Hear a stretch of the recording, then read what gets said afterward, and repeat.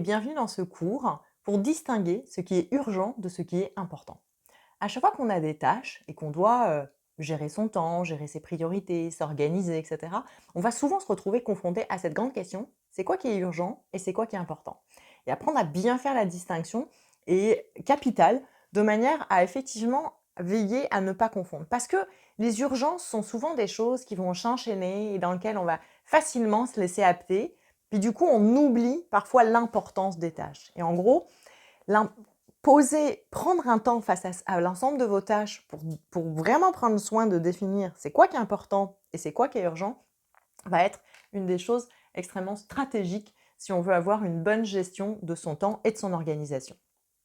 Donc, commençons simplement. Qu'est-ce que j'entends concrètement par une tâche urgente? Une tâche urgente, c'est une tâche qui a la nécessité d'être réalisée dans des délais relativement brefs. Aussi simple que ça. C'est donc que l'urgence, elle est donc liée à quelque chose de l'ordre de la temporalité en fait. C'est pas lié à la tâche elle-même, c'est lié à la ligne du temps. Si on prend un exemple, effectivement, il y a une tâche va être urgente à un instant T, mais à un instant T plus 1, elle ne peut ne pas l'être. Le bon exemple en général, c'est les réponses à appel d'offres. Si vous travaillez sur une réponse à appel d'offres qu'il faut rendre le 12 à 14 heures, le 12 à 14h01, la tâche n'est plus urgente. Le 12 à 13h59, la tâche est extrêmement urgente. Donc vous voyez bien qu'une tâche qui peut être extrêmement importante, extrêmement urgente, à l'instant où le délai est passé, elle ne devient plus urgente. Elle reste importante si vous ne l'avez pas fait. Et vous aurez d'autres conséquences, une autre affaire. Mais vous voyez bien que cette notion d'urgence est très relative. Sans compter effectivement qu'en plus, la notion d'urgence, elle est aussi parfois propre à chacun. C'est-à-dire qu'il y a des gens qui vont, s'il y a un collègue qui vient voir en disant tiens, tu peux me faire ça, c'est urgent. Est-ce que c'est vraiment urgent? Puis urgent pour qui? Pour lui, parce qu'il a une échéance, ou urgent pour vous alors que vous en avez d'autres? Ou urgent pour l'entreprise? Les notions d'urgence sont très relatives et sont des choses qui se perçoivent. Donc il est toujours important effectivement de bien observer qu'est-ce qui est vraiment urgent au regard des délais. Donc il suffit de poser les choses, puis parfois en formaliser les gens qui vont vous dire c'est urgent et vous lui dites ok c'est pour quand, ils vont vous dire pour une semaine. Est-ce qu'une semaine pour vous c'est vraiment urgent? Alors peut-être ça l'est parce qu'il y a beaucoup de choses à faire, mais peut-être ça l'est pas tant. Maintenant allons voir ce qui se passe du côté de la tâche importante. C'est quoi une tâche importante? Une tâche importante, c'est intrinsèque à la tâche elle-même. Ça veut dire que cette tâche, de par sa nature même, est importante. Et que, effectivement, si on veut définir une tâche importante, ça va nous demander effectivement d'observer la tâche sous différents aspects. Le premier, quel enjeu cette tâche a dans vos fonctions et dans vos missions?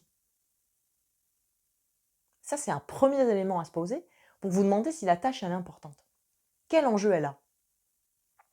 Quel niveau de responsabilité vous avez vis-à-vis de cette tâche? Ça aussi, ça va vous aider à définir l'importance de la tâche. Quelle valeur ajoutée cette tâche apporte à vos projets? C'est quoi le préalable qui va faire que ça va apporter des choses importantes dans vos projets, vos objectifs, etc. Ça aussi, ça va être une tâche. Ça va vous aider à définir l'importance d'une tâche. Quelles conséquences la réalisation de cette tâche apporte sur vos autres tâches? Là, au moment où je vous parle, vous comprenez bien que je suis en train de tourner une vidéo sur ce cours. Ça, c'est une tâche importante pour moi. Pourquoi? Parce qu'il y a un enjeu important par rapport à mes missions, à mes fonctions. J'offre des contenus vidéo en ligne. Il faut bien que je les tourne, les vidéos. C'est hyper important. Quel niveau de responsabilité j'ai par rapport à ça? Important.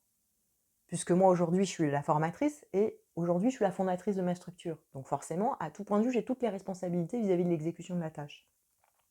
Quelle valeur ajoutée par rapport à mon projet au global? Si je n'ai pas de formation à vous offrir, ça va vite devenir compliqué ma plateforme. Donc c'est sûr que c'est stratégique dans mon projet, dans ce que j'offre. J'offre du contenu vidéo. Et quelles conséquences la réalisation de sa tâche apporte sur mes autres tâches? C'est qu'une fois que la vidéo est tournée, l'affaire n'est pas terminée. Il y a tout un ensemble de tâches, de montage, d'envoyer à mon webmaster pour pouvoir mettre en ligne, etc. Donc si je n'ai pas fait cette tâche au préalable, puis que j'ai dit à tout le monde que je lançais la formation, je sais pas là, dans 1 mois mettons, ce qui n'est pas le cas, hein, bah, forcément, ça va peut-être j'aurais peut-être pas le temps matériel pour que tout se mette en œuvre, puis je pourrais avoir du retard. Donc ça demande en fait d'anticiper. Donc vous voyez, c'est ça, observer si une tâche est importante. Puis il y en a d'autres qui ne vont pas l'être. Donc c'est vraiment ça à regarder.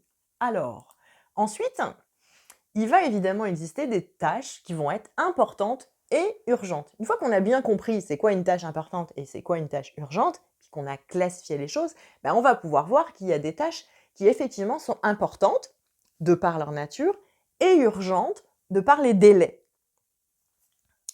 Donc, prenons un exemple, si j'ai une facture que je dois régler avant demain, ben forcément, en général, c'est une tâche importante et urgente. Pourquoi c'est une tâche importante? Parce que si je ne règle pas cette facture, peut-être que je ne vais pas avoir les livraisons de produits qui me permettent de faire ma production, du coup j'aurai des retards en production.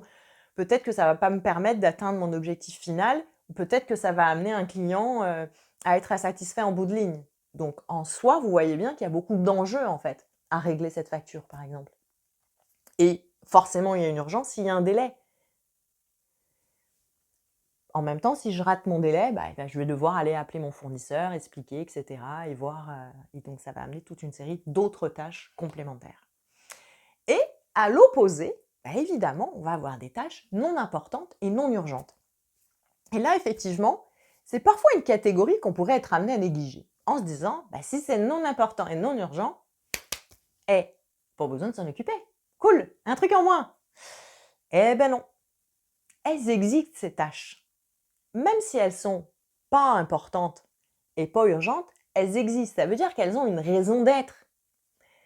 Donc, ces tâches-là, elles doivent aussi trouver une place dans votre planning et dans votre organisation. Qu'est-ce qu'on trouve dans cette catégorie de tâches? On peut trouver certains appels téléphoniques qui n'ont pas une importance stratégique, qui vont avoir une importance toute relative. Ça peut être certains mails, ça peut être certaines réunions, ça peut être tout un ensemble de petites tâches qui font partie de la vie.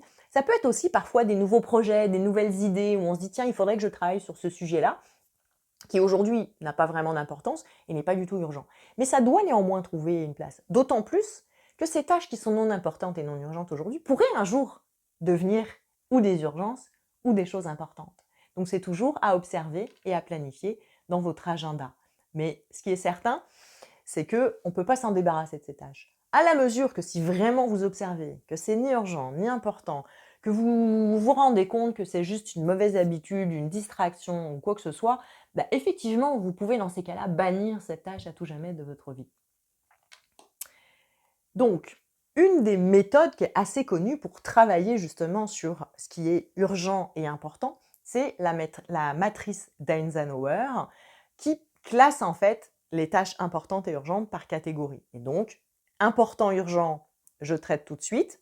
Donc en général, ce sont des situations de crise, des problèmes stressants, des routines, des projets soumis avec échéance.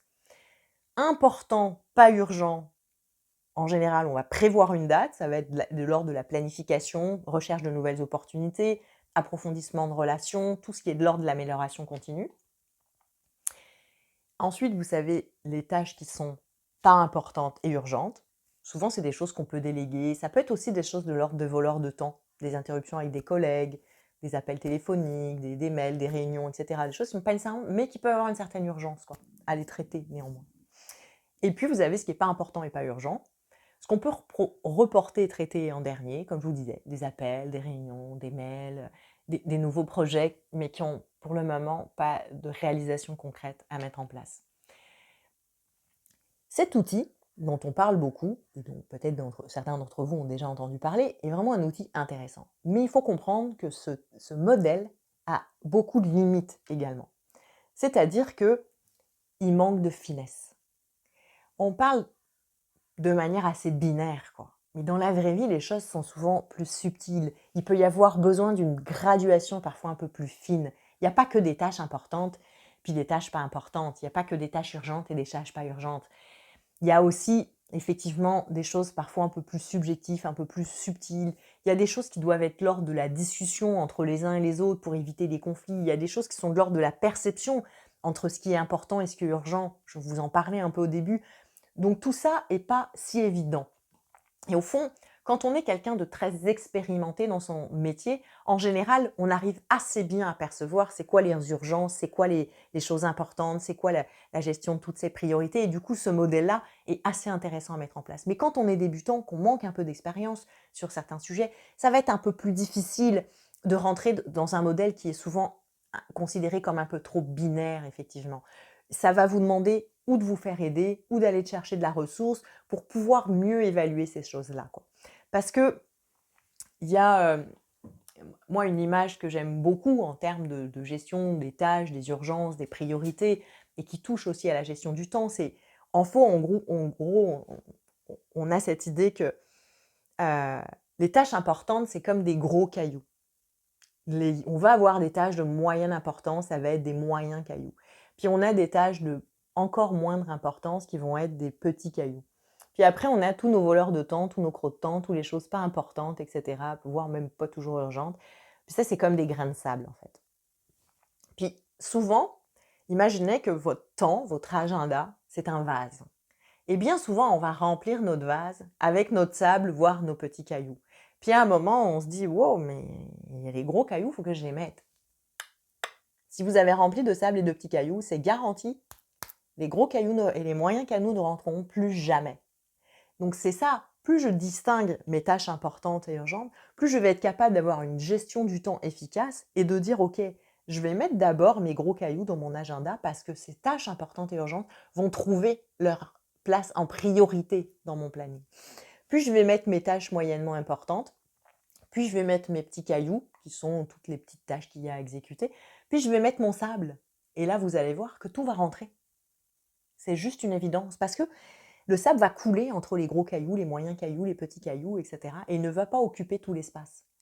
Et c'est ça, en fait, avoir une bonne gestion du temps et une bonne organisation. Et ça demande donc au préalable, vous voyez bien, d'avoir bien été capable de distinguer ce qui est important de ce qui ne l'est pas, de ce qui est urgent, pour pouvoir mettre les bonnes choses en premier dans son contenant. Et une chose qu'on oublie souvent, en fait. Puis moi, pour l'anecdote un peu, je dirais qu'une fois que vous avez rempli le vase avec les gros cailloux, les moyens cailloux, les petits cailloux et les grains de sable, n'oubliez jamais qu'on peut toujours rajouter un petit peu d'eau. Ça, c'est l'heure de l'apéro. Il y a toujours un petit peu de place pour ça aussi. Maintenant, ceci étant dit, voyons comment appliquer ce modèle à votre situation. Donc, je vous invite vraiment ou à vous faire aider si vous avez du mal à le faire tout seul, en parlant à des collègues, en parlant à votre responsable, etc. Observez les tâches et les choses que vous avez à réaliser, puis essayez de les intégrer quand même dans la matrice. Ça va vous donner une idée. Si vous voyez qu'il y a des tâches, vous ne savez pas dans quelle catégorie les mettre, ben là, c'est intéressant d'en discuter, d'en parler, etc. Petit à petit, ça va vous aider à mieux peser l'importance des choses, etc. Puis repensez bien au vase, quoi, quand vous faites tout ça, en vous rendant compte que l'intérêt de poser les choses, c'est que derrière, ça va vous aider dans votre gestion du temps. Voilà ce que j'avais à vous dire sur le sujet. Je vous souhaite une bonne continuation avec tout ça et je vous dis au plaisir sur Bigger.